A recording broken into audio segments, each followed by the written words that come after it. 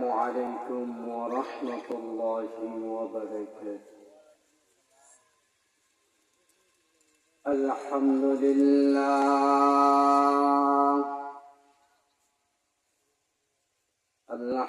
لله نحمده ونستعينه ونستغفره ونؤمن به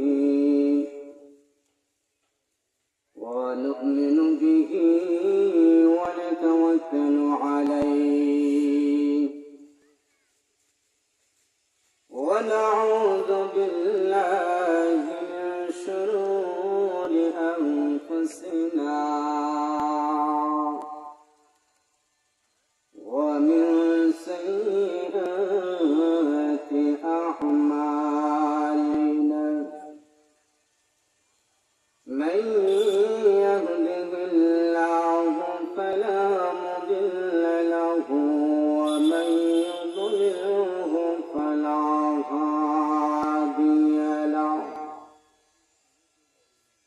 ونشهد أن لا إله إلا الله وحده لا شريك له. ونشهد أن سيدنا وسندنا وشفيعنا ومولانا محمدا عبده ورسوله الذي أرسل إلى الناس كافة بشيرا ونذيرا وداعيا إلى الله بإذنه وسراجا منيرا. أما بعد فقد قال الله تعالى في كلامه المجيد والفرقان الحميد. أعوذ بالله من الشيطان الرجيم. بسم الله الرحمن الرحيم. إنا أنزلناه في ليلة مباركة إنا كنا منذرين فيها يفرق كل أمر حكيم. وقال النبي صلى الله عليه وسلم إذا كان ليلة النصف من شعبان فقوموا ليلها وصوموا نهارها.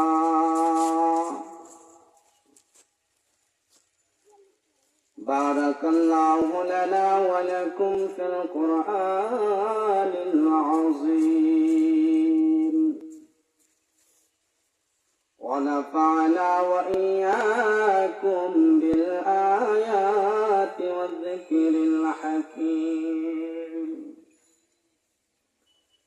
আমার সঙ্গে সকলে মহাব্বতের স্বরে পড়ুন সাল্লাল্লাহু আলা সাইয়্যিদিনা ওয়া মাওলানা মুহাম্মদ ওয়া আলা আলিহি ওয়া আসহাবিহি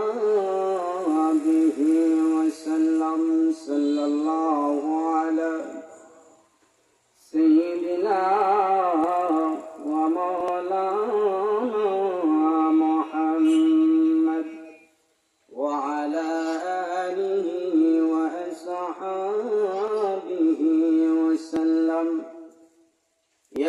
صاحب الجمال ويا سيد البشر من وجهك المنير لقد نور القمر بلغ العلا بكماله كشف الدجى بجماله حسنت جميع خصاله صلوا عليه وآله আলহামদুলিল্লাহ। বুরুঙ্গা ইউনিয়ন সুন্নি সম্মেলন বাস্তবায়ন পরিষদের উদ্যোগে সম্মানিত মুআজ্জাজ মুকাররম উলামায়ে কেরাম, আমার প্রাণ প্রিয় যুবক ভাইরা, ছোট ছোট মাসুম বেগুনা বাচ্চারা, বাড়িঘরে অবস্থানরত আমার সম্মানিত মা ও বোনেরা, আমি সর্বপ্রথম শুকরিয়া আদায় করছি যে আল্লাহ পাক রব্বুল আলামিন আপনাদেরকে এবং আমাকে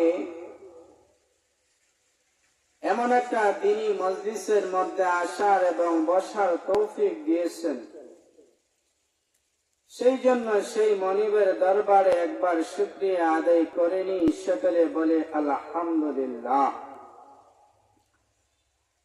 আল্লাহ তাআলা আমাদেরকে তৌফিক দিয়েছেন,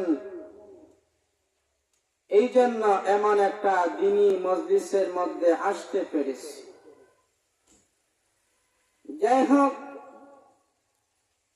আমি আপনাদের সামনে পবিত্র কোরআন থেকে একটি আয়াত তেলাওয়াত করেছি, বিশ্ব নবীজির হাদিসের ভান্ডার থেকে একটি হাদিসের অংশ পড়েছি। যদি আল্লাহ রাব্বুল আলামিন আমাকে তৌফিক দান করেন, তাহলে আমি আপনাদের সামনে কিছু কথাবার্তা বলবো। মা তৌফিক ইল্লা বিল্লাহ। আমি যেন আমলের নিয়তে বলতে পারি, আপনারা যেন আমলের নিয়তে শুনতে পারেন, উভয়কে যেন আল্লাহ তাআলা তৌফিক দেন। এই জন্য আমরা একবার বলি আল্লাহুম্মা আমিন। বয়ান শুরু করার আগে একটু গফ করিলাই, কিতা করিলাই, গফ করি।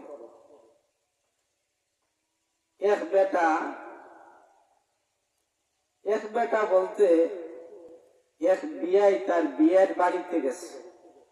তার বাড়িতে বিয়ার বাড়িতে গেছে। যাওয়ার ফলে চিন্তা করছে, বিয়াই যখন সকালবেলা আসছে, তাহলে বিয়ের জন্য কিছু নাস্তার ব্যবস্থা করি। কিসের ব্যবস্থা? নাস্তার ব্যবস্থা করে। তো বিয়ের বাড়িতে আসিল একটা ছাগলের বাচ্চা। কিসের বাচ্চা? ছাগলের বাচ্চা আসিল।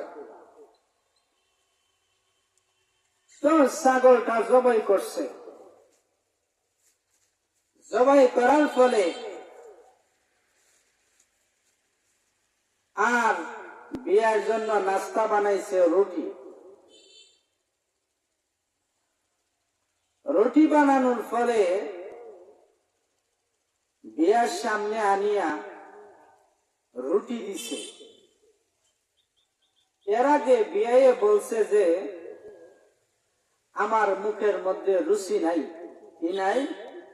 রুচি নাই। বলছে আমার মুখের মধ্যে রুচি নাই। এরপরও বিয়াই কি করলেন? বিয়ের জন্য ছাগল একটা জবাই করছে। তো গোশত পাকাইছে। এরপরে বিয়ের জন্য আবার রুটিও বানাইছে। বানানোর ফলে রুটি আনিয়া বিয়ার সামনে আনিয়া দিছে। দিয়া বলতেছে এবার গিয়া গুস্ত নিয়ে আসি, গুস্তের তরকারি নিয়ে আসি। গুস্তের তরকারি নিয়ে আসতে গেছে, আসিয়া দেখে রুটি নাই। কি নাই? রুটি নাই। চিন্তা করছে বিয়ায় গুস্ত ছাড়াই রুটি মারি দিছে। এখন বলতেছে তে গিয়া বিয়ার জন্য গুস্তের তরকারি থিয়া রুটি নিয়ে আসে। যখন রুটি আনতে গেছে, রুটি আনার ফলে যখন সামনে আনছে আইনা দেখে গুস্ত নাই। এইরকম ভাবে বিয়ায় 3 বার আওয়াজ যাওয়া করছে। কয়বার? 3 বার। 3 বার আওয়াজ যাওয়ায় বিয়ার 30টা রুটি খাই দিয়েছে। কয়টা রুটি খাইছে? 30টা। আপনারা কয়টা খাইতে পারেন? 30। একজনে দেখাইতেছে 2টা খাইতে পারবো। বিয়াই 30টা খাই লাইছে।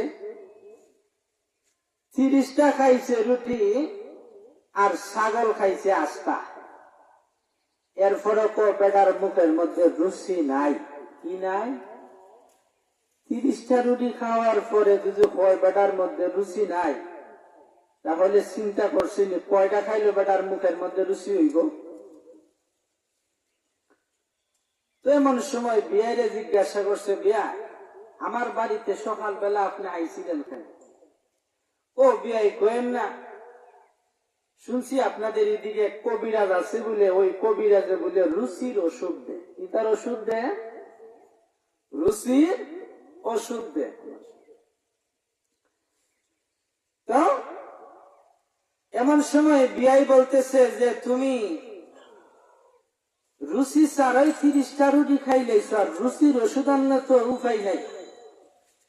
তো রুচির ওষুধ নিয়ে বিয়াই আর আমার রাস্তা মুখা না, আপনি ও রাস্তা মুখা দিলেই বলি। কারণ যেই বেটার মুখে রুচি নেই, বেটা 30টা রুটি খাই লইছে, ছাগল খাই লইছে একটা, রুচির ওষুধ আনলে তো গরুই খাই লইব। কিটা খাই লইব? গরুই খাই লইব। যাই হোক, ওয়াজ শুনতে হইল কিছু রুচি লাগে। কি লাগে? মুখ কিছু রুচি লাগে, আকর্ষণ লাগে। এগুলা না থাকলে ওয়াজ শোনা যায় না। আমি আপনাদের সামনে একটি আয়াত তেলাওয়াত করছিলাম, আর নবীজির হাদিসের ভান্ডার থেকে একটি হাদিস পড়েছি। এগুলাকে সামনে নিয়ে কিছু আলোচনা করব। আমাদের সামনে একটি রাত আসতেছে, ওই রাতের নাম হইল শবে বরাত। কি রাত? শবে বরাত। সব শব্দটা হইল ফার্সি শব্দ, বারাত শব্দটা হইল আরবি শব্দ। সবের অর্থ হলো রাত। অর্থ কি? রাত। আর বারাতের অর্থ হলো মুক্তি। উভয়টা মিলিয়া হয়েছে মুক্তির রাত। কিসের রাত? মুক্তির রাত। শবে বরাতের রাত্রিতে আল্লাহ রাব্বুল আলামিন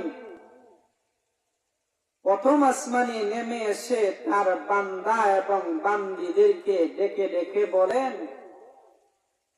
যে কে পাপী, কে পাপ করেছ, আমি আল্লাহর কাছে চাও, আমি আল্লাহ তোমার জীবনের সকল পাপরে মোচন করে দিব। বলেন সুবহানাল্লাহ। এইরকম ভাবে আল্লাহ তাআলা তার বান্দা এবং বান্দীদেরকে ডাকেন, ডাকিয়া বলেন যে কে আসো বেমার অবস্থায়, আমি আল্লাহর কাছে চাও,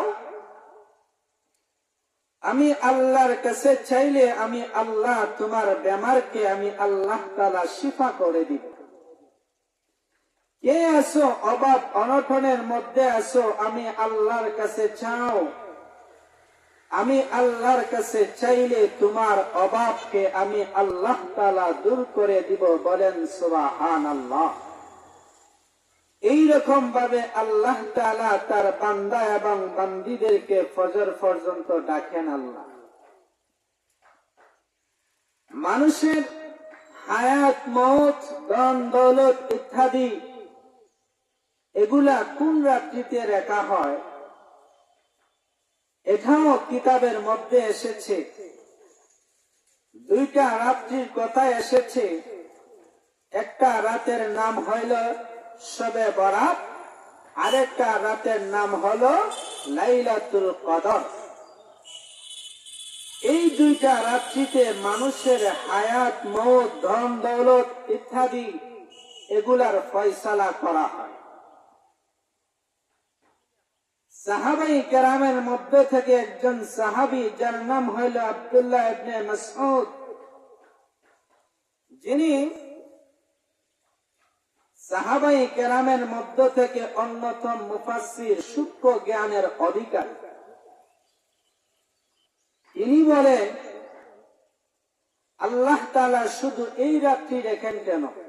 আল্লাহ তাআলা তো দুনিয়ার শুরু থেকে নিয়ে শেষ পর্যন্ত, বরং শেষ পর্যন্ত না, অনন্তকাল পর্যন্ত যা কিছু হইবে সবকিছু আল্লাহ তাআলা লৌহে মাহফুজের মধ্যে লিখে রেখেছেন। বলেন সুবহানাল্লাহ। শুধু এক বছরের জন্য আলাদাভাবে নোট করা হয়,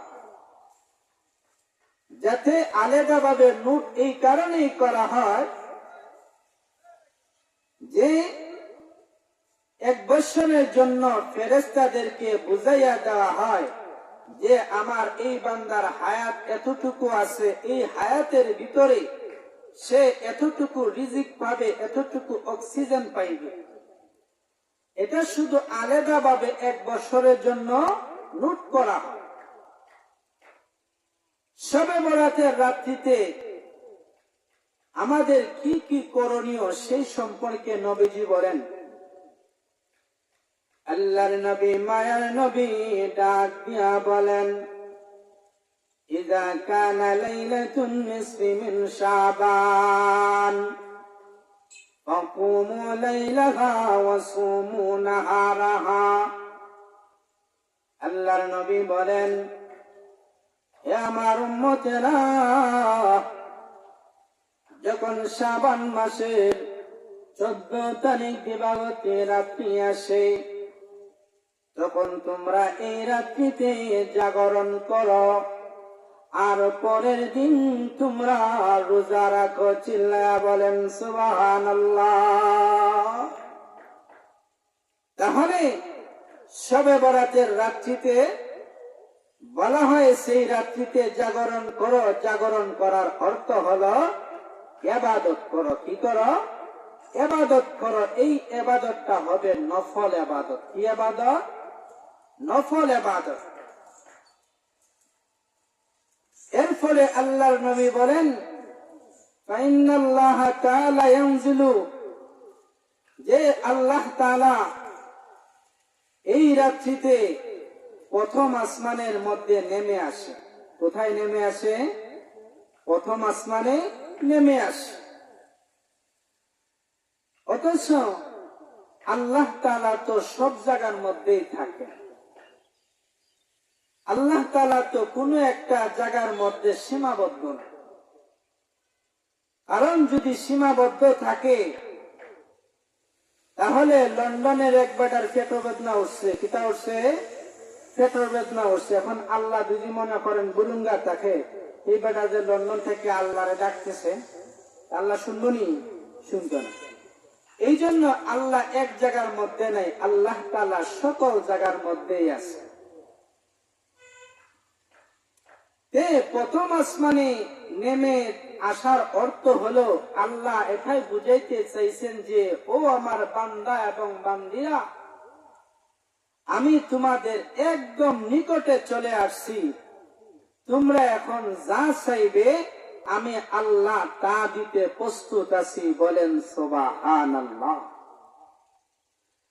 আল্লাহ রাব্বুল আলামিন তার বান্দা বান্দীদেরকে ডেকে ডেকে বলেন, কে আসো পাপী, আমার কাছে চাও, আমি আল্লাহ তোমার পাপকে মোচন করে দেব।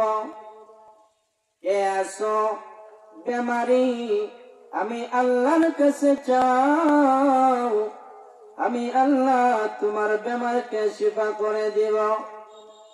এসবের মধ্যে আমি আল্লাহর কাছে চাও, আমি আল্লাহ তোমার অভাবকে দূর করে দিব।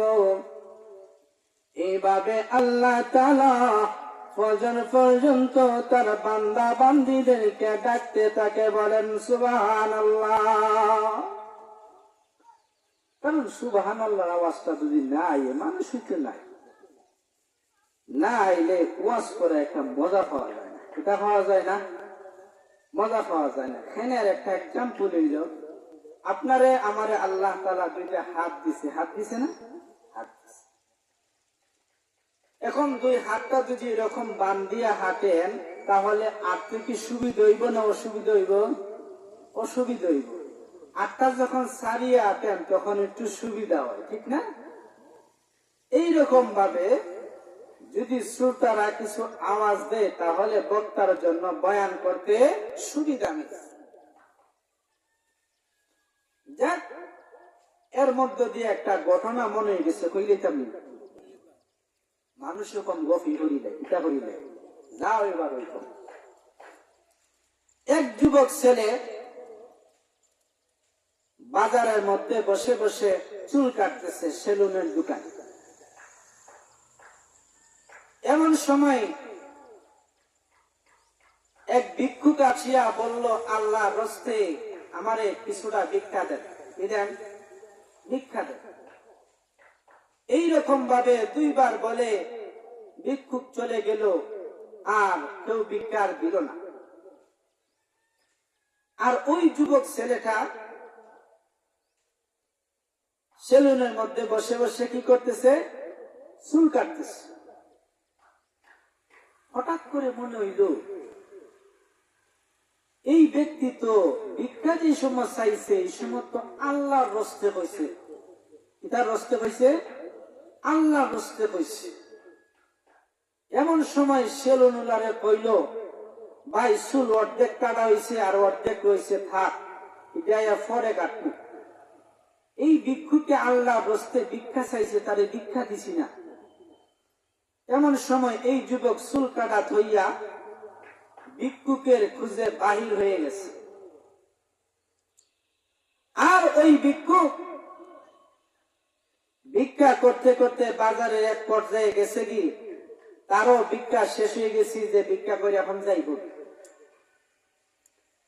এমন সময় এই যুবক ওই ভিক্ষুকের কাছে গেছে, যাওয়ার পরে বলতেছে, আপনি আল্লাহর রাস্তে ভিক্ষা চাইছেন, আমি বুঝতে পারি নাই, আমি আপনারে 10টা টাকা দিলাম, আপনি 10টা টাকা নেন আর আপনি আমারে মাফ করেন। কি করেন? মাফ করেন। কারণ আপনি আল্লাহর রাস্তে ভিক্ষা চাইছেন। কিসের রাস্তে? আল্লাহর রাস্তে আপনি ভিক্ষা চাইছেন।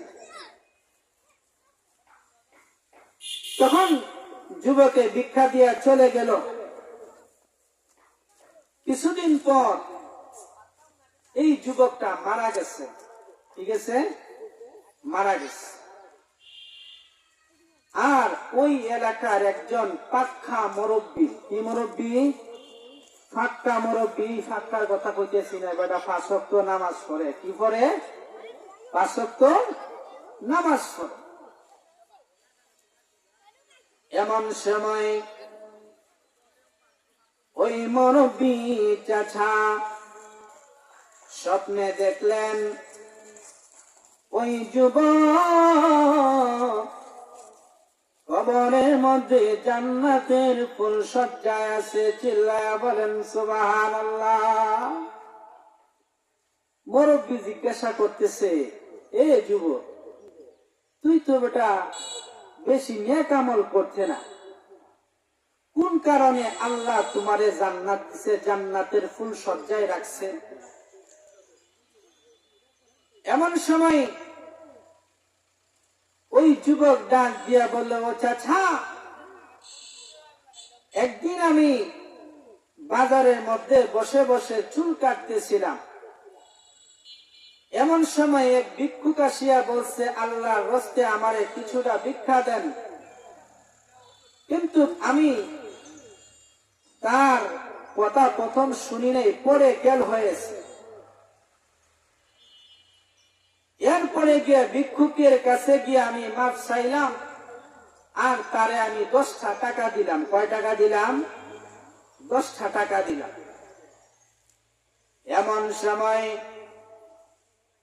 ওই যুবক ডাক দিয়া বলেন, ও চাচা, আমি ওই ভিক্ষুকে যে 10টা টাকা দিয়েছিলাম আর তার কাছ থেকে ক্ষমা চেয়েছিলাম, এই 10টা টাকা দেওয়ার বদলতে আল্লাহ তাআলা আমাকে জান্নাতের ফুলশয্যায় রেখেছেন। বলেন সুবহানাল্লাহ। এইরকম ভাবে আল্লাহ তাআলা তাকে জান্নাতের ফুলশয্যায় রেখেছেন। কোন কারণে? যে ভিক্ষুককে গিয়ে 10টা টাকা দিছিল। এমনও মানুষ আছে যে তার বাড়িতে ভিক্ষা করতে গেলে ভিক্ষা দিত চায় না। আছে না? কিরকম মানুষ আছে না? আছে।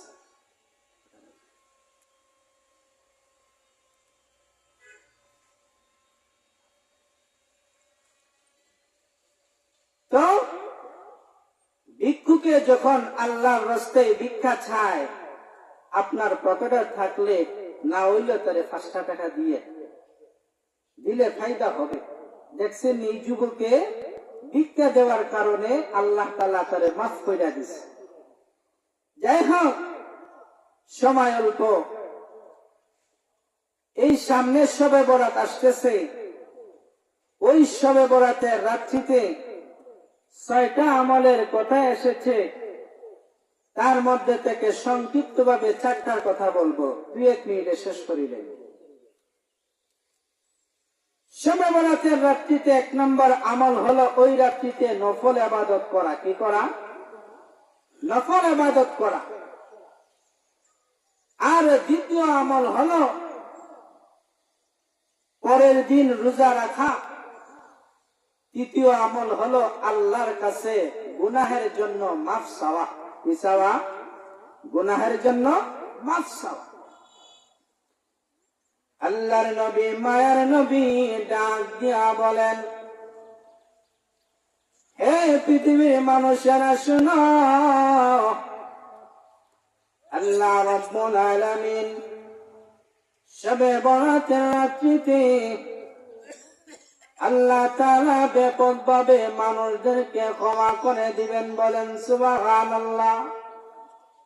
এই সংখ্যক মানুষকে ক্ষমা করে দিবেন, সেটাও আল্লাহর নবী বলেছেন। তৎকালীন যুগে বনু কালেব গোত্রের লোকেরা ছাগল পালত, ছাগলের পাল পালত। ওই ছাগলের পালের মধ্যে, ছাগলের শরীরের মধ্যে যে পরিমাণ পশম আছে, এর চাইতে বেশি সংখ্যক লোককে আল্লাহ তাআলা এই রাত্রিতে ক্ষমা করে দিবেন। বলেন সুবহানাল্লাহ। যাই হোক, তো শবে বরাতের রাত্রিতে আল্লাহ তাআলা আমাদের প্রত্যেককে যাতে মাফ করিয়া দেন, আর আমরা এই রাত্রিতে বেশি বেশি করে নেক আমল করব, আল্লাহর কাছে গুনাহের জন্য ক্ষমা চাইব।